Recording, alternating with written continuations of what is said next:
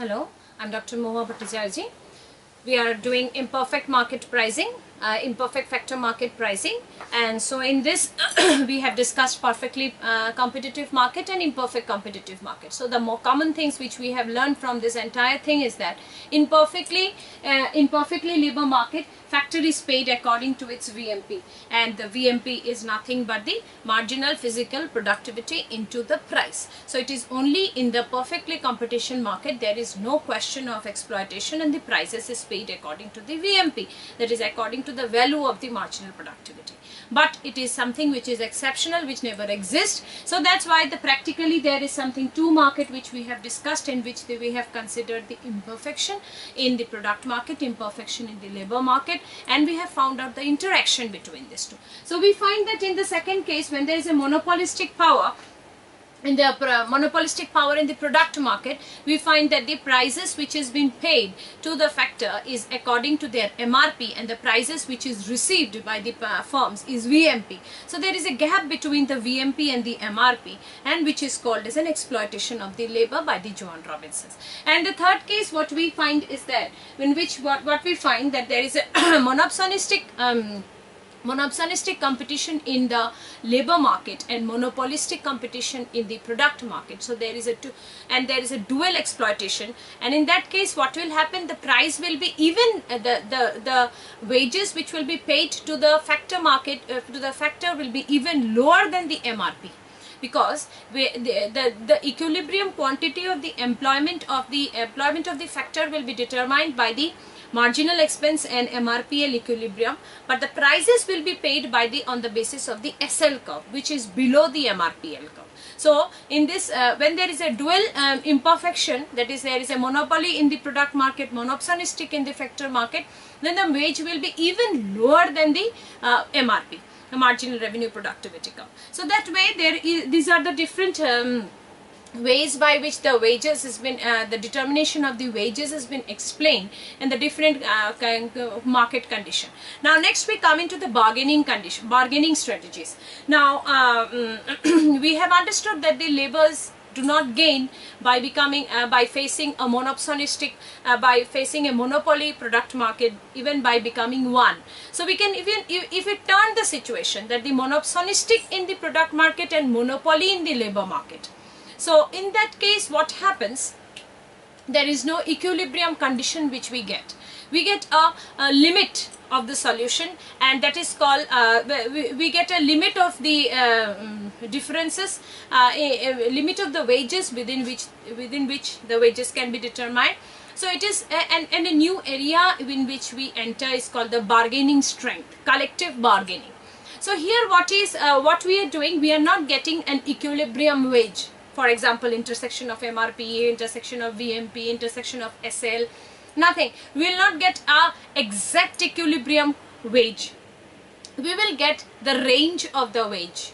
We will be getting the wages which the producer, the limit of the wages which the producer is ready to pay, and the limit of the wages which the laborers are ready to take. So within this two limit, obviously the labor will like to put it higher, because they have got a monopsonistic power within them, and the monopoly power within them, and the producers market has got a monopsonistic power within them, so they will like to push the price down. So in this case there will be always an interaction, there will be clashes between these two equilibrium. We will get the two ranges of the prices, and that's why it is called an indeterminate solution.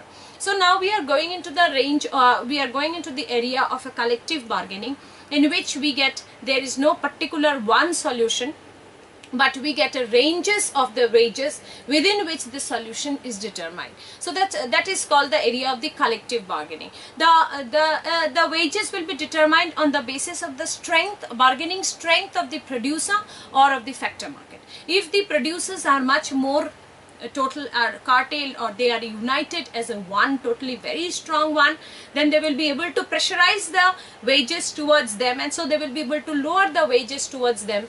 Or if they have got if the monopsonistic power or the labor union strength is much more, then they will be able to pressurize the price towards the higher. So that's why we do not get a unique one solution in this case when a monopsonist when then a monopsonist producer faces a monopolist labor market. So in this case we only we get a range of the wages, and that's why this is called an indeterminate solution.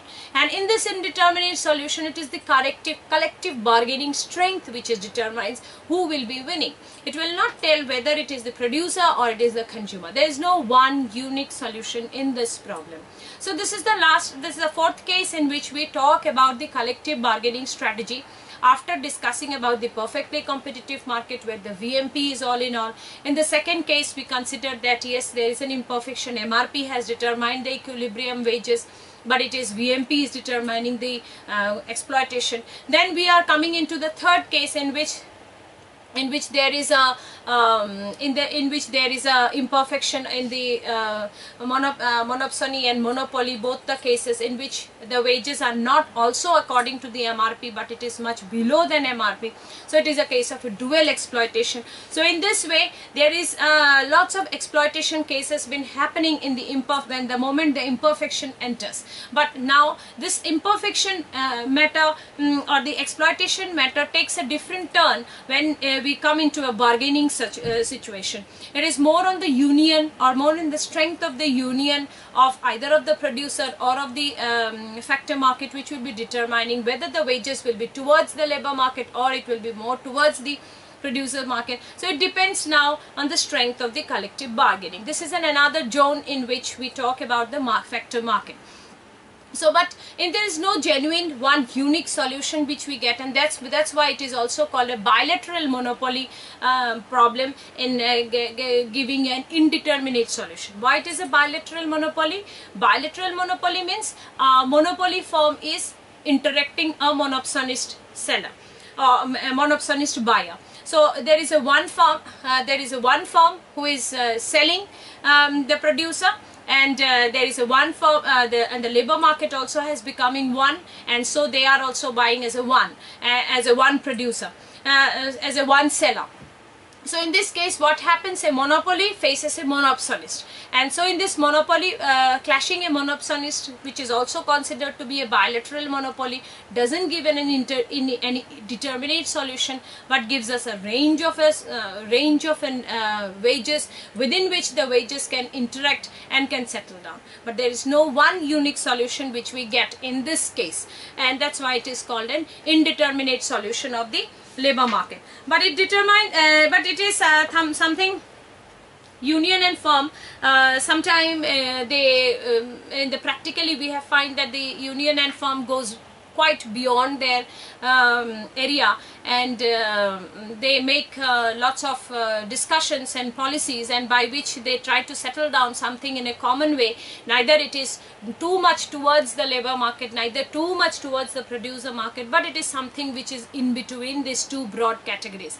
So but here also it is the marginal expense curve and the supply of the labor curve, along with the marginal revenue productivity curve, will be determining the equilibrium employment. Along with the supply curve of the labor, we will be getting the equilibrium wages, and but this wage will be something which will be determining by the monopsonist market, that is the producer.